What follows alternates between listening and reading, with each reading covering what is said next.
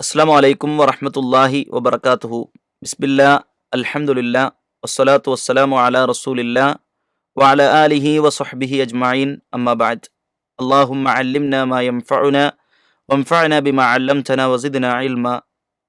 ഏറെ സ്നേഹമുള്ള പരിശുദ്ധ ഖുർആനിനെ സ്നേഹിക്കുകയും അത് പഠിക്കാൻ ആഗ്രഹിക്കുകയും ചെയ്യുന്ന പഠിതാക്കളെ, സഹോദരങ്ങളെ, സഹോദരിമാരെ, അള്ളാഹുവിനെ സൂക്ഷിച്ചുകൊണ്ട് അവൻ്റെ വിധിവിലക്കുകൾക്കനുസൃതമായി ജീവിതത്തെ ക്രമീകരിച്ചുകൊണ്ട് ജീവിതം തഖ്വയിൽ ധന്യമാക്കണമെന്ന് ഓർമ്മപ്പെടുത്തുകയാണ്. അള്ളാഹു അതിന് തൗഫീക്ക് നൽകി അനുഗ്രഹിക്കുമാറാകട്ടെ.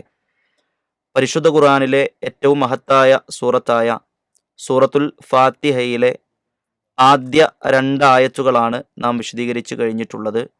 ഇൻഷാ അള്ളാഹ് ഇന്ന് നമ്മൾ 3-ാമത്തെ ആയത്താണ് വിശദീകരിക്കുവാൻ ഉദ്ദേശിക്കുന്നത്.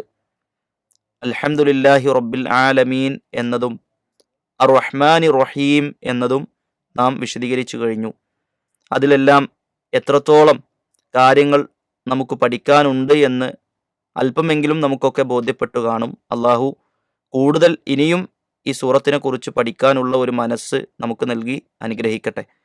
3-ാമത്തെ ആയത്ത് അഊദു ബില്ലാഹി മിനശ് ശൈത്വാനിർ റജീം, സൂറത്തുൽ ഫാത്തിഹയിലെ 3-ാമത്തെ ആയത്ത് മാലികി യൗമിദ്ദീൻ എന്നതാണ്. മാലികി യൗമിദ്ദീൻ, പ്രതിഫല നാളിൻ്റെ ഉടമസ്ഥൻ. മാലിക് എന്ന് പറഞ്ഞാൽ ഉടമസ്ഥൻ എന്നാണ് അർത്ഥം. യൗമുദ്ദീൻ, യൗമുദ്ദീൻ പ്രതിഫല നാളിൻ്റെ എന്നാണ് അർത്ഥം. അപ്പോൾ മാലികി യൗമിദ്ദീൻ എന്ന് പറഞ്ഞാൽ പ്രതിഫല നാളിൻ്റെ ഉടമസ്ഥൻ. ഇവിടെ ഇതിന് 2 ഖിറാഅത്തുകൾ പണ്ഡിതന്മാർ പറയുന്നുണ്ട്. മാലികി യൗമിദ്ദീൻ എന്നും മലികി യൗമിദ്ദീൻ എന്നും 2 ഖിറാഅത്തുകൾ നമുക്ക് കാണാൻ സാധിക്കും. തഫ്സീറിൻ്റെ പഠനം എന്നുള്ള നിലക്ക് സൂചിപ്പിച്ചു എന്ന് മാത്രം. അതല്ലാതെ അടുത്ത ഒരു സൂറത്തുൽ ഫാത്തിഹ ഓതുമ്പോൾ മലികി യൗമിദ്ദീൻ എന്ന് ഓതണം എന്നല്ല ഇതിനുകൊണ്ട് ഞാൻ അർത്ഥമാക്കിയത് എന്ന് മനസ്സിലാക്കുക.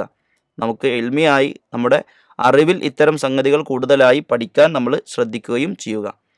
അപ്പോൾ മാലിക് എന്ന് പറഞ്ഞാൽ ഉടമസ്ഥൻ, യൗമുദ്ദീൻ എന്ന് പറഞ്ഞാൽ പ്രതിഫല നാൾ. ഇനി അദ്ദീൻ എന്നതിന് 2 അർത്ഥം നമുക്ക് കാണാൻ കഴിയും.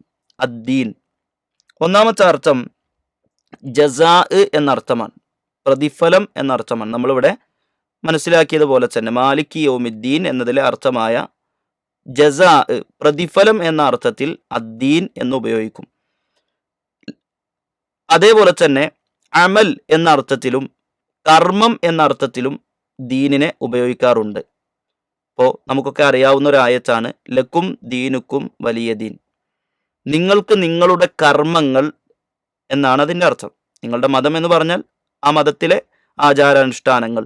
അപ്പോൾ അവിടെ ദീൻ എന്നതുകൊണ്ട് ഉദ്ദേശിക്കുന്നത് കർമ്മം എന്നാണ്. ഇന്ന ദീന ഇൻദല്ലാഹിൽ ഇസ്ലാം, അള്ളാഹുവിൻ്റെ അടുക്കൽ സ്വീകാര്യയോഗ്യമായ മതം അഥവാ കർമ്മം, അമൽ, അതേതാണ്? ഇസ്ലാമിൻ്റെ കർമ്മങ്ങളാണ്.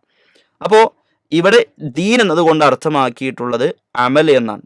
അപ്പോൾ ഈ ദീൻ എന്നതിന് 2 അർത്ഥങ്ങളുണ്ട്. ഒന്ന് അമൽ എന്ന അർത്ഥമാണ്, മറ്റൊന്ന് ജസാ എന്നർത്ഥമാണ്. സാധാരണ രീതിയിൽ പ്രസിദ്ധമായ ഒരു അറബിയിലെ പ്രയോഗമാണ് കമാ തദീനു തുദാനു. കമാ തദീനു തുദാനു എന്ന് വെച്ചാൽ കമാ തഅമലു തുജാസി. എങ്ങനെയാണോ നിങ്ങൾ പ്രവർത്തിക്കുന്നത് അപ്രകാരമായിരിക്കും പ്രതിഫലം നൽകപ്പെടുക. അതാണ് കമാ തദീനു എന്ന് പറഞ്ഞാൽ എങ്ങനെയാണോ നിങ്ങൾ പ്രവർത്തിക്കുന്നത് തുദാനു, അപ്രകാരം നിങ്ങൾക്ക് പ്രതിഫലം നൽകും. ആദ്യത്തെ ദീന് അമൽ എന്ന അർത്ഥമാണ്, 2-ാമത്തെ ദീന് ജസാ എന്ന അർത്ഥമാണ്.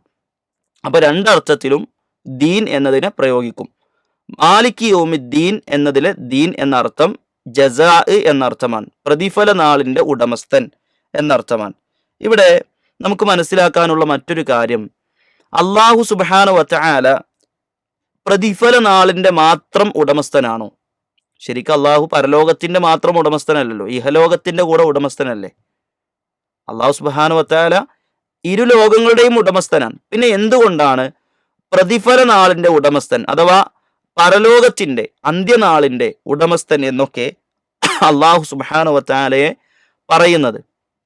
അത് പണ്ഡിതന്മാർ നമുക്ക് മനസ്സിലാക്കി തരുന്നത് അള്ളാഹുവിൻ്റെ പൂർണ്ണമായ അധികാരം, അള്ളാഹുവിൻ്റെ പൂർണ്ണമായ മുൽക്ക് അത് വെളിവാകുന്ന ദിവസമാണ് പ്രതിഫല നാളിന്റെ ദിവസം, പരലോക ദിവസം. ഇവിടെ അതെന്തല്ല, ചില ആളുകൾക്ക് അത് വ്യക്തമല്ല. എന്നാൽ പരലോകത്തെ സംബന്ധിച്ചിടത്തോളം അന്ന് രാജാക്കന്മാരും അടിമകളും ഉടമകളും യജമാന്മാരും എല്ലാവരും അള്ളാഹുവിൻ്റെ അടുക്കൽ ഒന്നടങ്കം ഒന്നിനും കഴിയാത്തവരായി, വിനയാന്വിതരായി, താഴ്മപ്പെട്ടവരായി അവർ എല്ലാവരും നിൽക്കുന്ന ഒരു വേളയാണ്. അള്ളാഹു അവിടെ പ്രഖ്യാപിക്കുമെന്നാണ്, ലിമനിൽ മുൽക്കുൽ യൗം, ആർക്കാണ് ഇന്ന് അധികാരമുള്ളത്?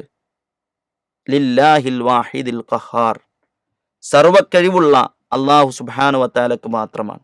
അത് സൂറത്തു ഗാഫിറിന്റെ 16-ാമത്തെ ആയത്തിൽ നമുക്ക് കാണാം. അപ്പോൾ അള്ളാഹുവിൻ്റെ മുൽക്ക് പൂർണ്ണമായും വെളിവാകുന്ന, പ്രകടമാകുന്ന ഒരു ദിവസമാണ് അന്ത്യദിനം, യൗമുൽ ജസാ, പ്രതിഫല നാളിന്റെ ദിവസം. അതുകൊണ്ടാണ് മാലിക് യൗമിദ്ദീൻ, പ്രതിഫല നാളിന്റെ ഉടമസ്ഥൻ എന്ന് മാത്രം പറഞ്ഞത്. അല്ലാതെ നോക്കുകയാണെങ്കിൽ അള്ളാഹു ഇഹലോകത്തിന്റെയും ഉടമസ്ഥനാണ്, അതിലൊരു സംശയവുമില്ല. ഈ ലോകത്തിന്റെയും പരലോകത്തിന്റെയും ഉടമസ്ഥൻ അള്ളാഹു സുബ്ഹാനഹു വ തആല തന്നെയാണ്. പക്ഷേ പരലോകത്താണ് അള്ളാഹുവിന്റെ ഉടമസ്ഥാവകാശം എല്ലാവർക്കും അങ്ങോട്ട് എന്ത് ചെയ്യും, ബോധ്യപ്പെടും. നിഷേധികൾക്ക്, കാഫിറുകൾക്ക്, എല്ലാവരും. അതുകൊണ്ടാണല്ലോ അവിടെ ആളുകൾ കരയുന്നത്. അതുകൊണ്ടാണല്ലോ ആളുകൾ കരഞ്ഞുകൊണ്ട് റബ്ബിനോട് പറയുന്നത്, ലൗ അന്നലന കറ, റബ്ബേ ഞങ്ങൾക്കൊന്ന് മടക്കം തന്നിരുന്നുവെങ്കിൽ ഞങ്ങൾ നന്നായിക്കൊള്ളാം എന്ന് പറയുന്നത്. അതുകൊണ്ടാണ് വിരല് കടിച്ചു പോകുന്നത്. എന്തുകൊണ്ടാ? അള്ളാഹുവിന്റെ അധികാരത്തെ മനസ്സിലാക്കിക്കൊണ്ടാണ്. അള്ളാഹു അവിടുന്ന് പറയില്ല നിങ്ങൾക്ക് രക്ഷപ്പെടാൻ പറ്റുമെങ്കിൽ രക്ഷപ്പെടി, യാ മഹ്ശറൽ ജിന്നി വൽ ഇൻസി ഇൻ ഇസ്തതഅ്തും അൻ തൻഫുദു മിൻ അഖ്താരിസ് സമാവാതി വൽ അർളി ഫൻഫുദു ലാ തൻഫുദു ഇല്ലാ ബിസുൽത്താൻ. അല്ലേ, അള്ളാഹു സുബ്ഹാനഹു വ തആല പറയും രക്ഷപ്പെടാൻ പറ്റുമെങ്കിൽ ഒന്ന് രക്ഷപ്പെടാൻ നോക്കി, പറ്റുകയില്ല എന്നാണ്. നിങ്ങൾക്ക് കഴിവുള്ള ആളുകളൊക്കെ നിങ്ങൾ ആളുകളെ കൂട്ടിക്കൊണ്ടുവരും. അല്ലെ, നിങ്ങൾക്ക് കഴിയുന്നവരെയൊക്കെ നിങ്ങൾ വിളിച്ചുകൊള്ളി. ഫലിയദു നാദിയ സനദു സബാനിയ എന്നൊക്കെ ആയത്തുകളിൽ നമുക്ക് കാണാം. അപ്പോ അള്ളാഹുവിന്റെ അധികാരം പൂർണ്ണമായും വെളിവാകുന്ന ഒരു ദിവസമാണ്. അതാണ് അള്ളാഹിന്റെ പ്രഖ്യാപനം. ലിബനിൽ മുൽക്കുൽ യൗം, ആർക്കാണ് ഇന്ന് അധികാരം? ലില്ലാഹിൽ വാഹിദിൽ ഖഹാർ. അള്ളാഹു സുബ്ഹാനഹു വ തആല പറയില്ലേ, ഐനൽ മുതകബ്ബിറുൻ, ഹദീസിൽ കാണാൻ കഴിയും. എവിടെയാണ് അഹങ്കരിച്ചവർ? ഐനൽ ജബാബിറ, എവിടെയാണ് അഹങ്കാരം കൊണ്ട് ഭരിച്ചിരുന്ന ആളുകൾ, മറ്റുള്ളവരെയെല്ലാം അടക്കി ഭരിച്ചവർ? അല്ലേ, അള്ളാഹു സുബ്ഹാനഹു വ തആല അവരെ എല്ലാവരും വിളിക്കുന്നാൻ. രക്ഷയില്ലാത്ത അള്ളാഹുവിന്റെ അധികാരത്തെ കൃത്യമായി വെളിവാകുന്ന ദിവസമാണ്. അതുകൊണ്ടാണ് വിശുദ്ധ ഖുർആൻ സൂറത്തു ഇൻഫിതാറിന്റെ 19-ാമത്തെ ആയത്തിൽ നമുക്ക് കാണാം, യൗമ ലാ തംലികു നഫ്സുൻ ലിനഫ്സിൻ ഷൈഅ വൽ അംറു യൗമഇദിൻ ലില്ലാ. അന്ന് കാര്യം അള്ളാഹുവിനാണ്. അല്ലെ, എല്ലാം അള്ളാഹുവിനാണ്. നോക്കൂ നിങ്ങൾ, അന്ന് ഒരാളും ഒരാൾക്കും ഒന്നും തന്നെ എന്ത് ചെയ്യുന്നില്ല, ഉടമപ്പെടുത്തുകയില്ല എന്നാണ്. അപ്പോ അള്ളാഹുവിന്റെ മുൽക്ക്, അള്ളാഹുവിന്റെ അധികാരവും അള്ളാഹുവിന്റെ ആ ഒരു ഉടമസ്ഥാവകാശവും പൂർണ്ണമായും വെളിവാകുന്ന ഒരു ദിവസം. അതുകൊണ്ടാണ് അള്ളാഹു സുബ്ഹാനഹു വ തആലയെ കുറിച്ച് മാലിക് യൗമിദ്ദീൻ, പ്രതിഫല നാളിന്റെ ഉടമസ്ഥൻ എന്ന് വിശേഷിപ്പിച്ചിട്ടുള്ളത്. അതല്ലാതെ അള്ളാഹു ഇഹലോകത്തിന്റെ ഉടമസ്ഥനല്ല എന്നതിൽ നിന്ന് അർത്ഥം വരുന്നില്ല. ഇരു ലോകത്തിന്റെയും ഉടമസ്ഥൻ അള്ളാഹു തന്നെയാണ് എന്നതിൽ ഒരു സംശയവുമില്ല. അള്ളാഹു മാലിക് ആയതുകൊണ്ടാണ് അവന്റെ ഇഷ്ടപ്രകാരം ഈ പ്രപഞ്ചത്തെ അള്ളാഹു കൊണ്ടുപോകുന്നത്. അള്ളാഹു മാലിക് ആയതുകൊണ്ടാണ് അവന്റെ ഇഷ്ടപ്രകാരം സൂര്യനെ ഉദിപ്പിക്കുന്നത്, അതേപോലെ ചന്ദ്രഗ്രഹണം ഉണ്ടാക്കുന്നത്, സൂര്യഗ്രഹണം ഉണ്ടാക്കുന്നത്, മഴ പെയ്യിക്കാൻ ഉദ്ദേശിക്കുന്ന സമയത്ത് മഴ പെയ്യിക്കുന്നത്, പ്രളയമുണ്ടാക്കുന്നത്. അല്ലെ, അള്ളാഹു മാലിക് ആയതുകൊണ്ടാണ്. അപ്പൊ അള്ളാഹുവിന്റെ ഉടമസ്ഥാവകാശം ദുനിയാവിലുമുണ്ട്, പരലോകത്തുമുണ്ട്. പക്ഷേ പരലോകത്ത് എല്ലാ ആളുകൾക്കും എന്ത് ചെയ്യും? ആ ഉടമസ്ഥാവകാശം കൃത്യമായി അള്ളാഹുവിന്റെ മുലൂക്കിയത്തിന് ബോധ്യപ്പെടുന്ന ഒരു ദിവസമാണ്. അതുകൊണ്ടാണ് മാലിക് യൗമിദ്ദീൻ എന്ന് പറഞ്ഞിട്ടുള്ളത്. അപ്പോൾ ഇവിടെ നമ്മൾ പറഞ്ഞ വിശദീകരണത്തിൽ നമുക്ക് മനസ്സിലായത്, മാലിക് യൗമിദ്ദീൻ എന്നത് വിശദീകരിക്കുവാനുള്ള 2 കാരണങ്ങൾ. ഒന്ന്, അദ്ദീൻ എന്നതുമായി ബന്ധപ്പെട്ട ചർച്ചയാണ്. അദ്ദീൻ എന്നതിന് 2 അർത്ഥമുണ്ട്. ഒന്ന് ജസാ, മറ്റൊന്ന് അമല്. അതിലാണ് നമ്മൾ ഇവിടുത്തെ അർത്ഥം ജസാ എന്ന അർത്ഥമാണ്, പ്രതിഫലം എന്ന അർത്ഥമാണ്. മറ്റൊന്ന്, എന്തുകൊണ്ടാണ് അള്ളാഹുവിനെ കുറിച്ച് പ്രതിഫല നാളിന്റെ ഉടമസ്ഥൻ എന്ന് പറഞ്ഞത്?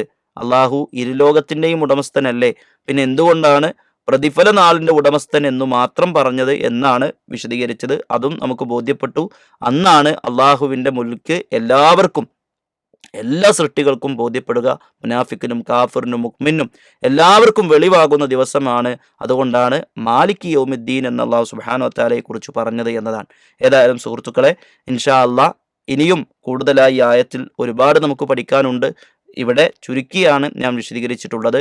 അല്ലാഹു സുബ്ഹാനഹു വ തആല കൂടുതലായി തഫ്സീറുകളിൽ നിന്ന് ഈ സൂറത്തിന്റെ വിശദീകരണത്തെ മനസ്സിലാക്കുവാനും പഠിക്കുവാനും നമുക്ക് തൗഫീക്ക് നൽകി അനുഗ്രഹിക്കുമാറാകട്ടെ. അൽഹംദുലില്ലാ, സൂറത്തുൽ ഫാത്തിഹയിലെ 3 ആയത്തുകൾ ഇതുവരെ നമ്മൾ വിശദീകരിച്ചു കഴിഞ്ഞു. ഇൻഷാ അല്ലാഹ് അടുത്തൊരു ക്ലാസ്സിൽ ഈ സൂറത്തിലെ ഏറ്റവും പ്രധാനപ്പെട്ട ഒരു ആയത്താണ് ഇൻഷാ അല്ലാഹ് നമ്മൾ വിശദീകരിക്കുന്നത്. അള്ളാഹു നമുക്കെല്ലാവർക്കും ഖുർആനിനെ ഇഷ്ടപ്പെടുവാനും ഖുർആനിനെ പഠിക്കുവാനുള്ള ഒരു നല്ല മനസ്സും പഠിച്ച കാര്യങ്ങൾ അമലാക്കുവാനുള്ള ഒരു നല്ല തിരിച്ചറിവും നമുക്ക് നൽകി അനുഗ്രഹിക്കുമാറാകട്ടെ. വസ്സലാമു അലൈക്കും വറഹ്മത്തുള്ളാഹി വബറകാതുഹു.